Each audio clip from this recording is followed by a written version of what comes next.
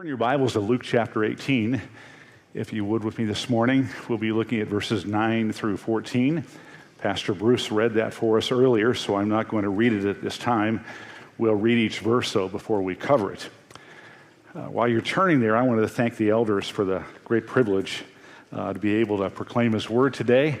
I know it's been a busy week for Pastor Mike. Of course, Pastor Jared is on sabbatical, and I know he spoke 4 times this week at camp, which was a joy to him. And we're so thankful for all the workers and all those who served, and Caleb, and how the Lord worked out the timing for Lexi to have the baby, and all those things like that. So the Lord's been very, very good.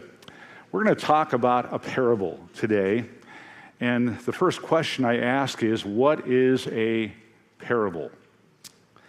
John MacArthur, in his book Parables, defines a parable as an illustrative figure of speech made for comparison's sake, and specifically for the purpose of teaching a spiritual lesson, for teaching a spiritual truth.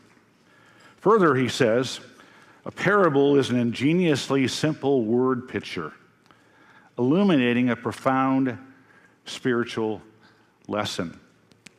I simply define a parable as an earthly illustration of a divine principle, of a divine truth.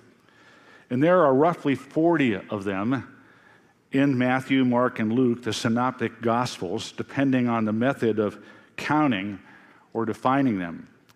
And we come to a parable today in our study through the passage of Luke today, and we'll be looking at the parable of the Pharisee and the tax collector.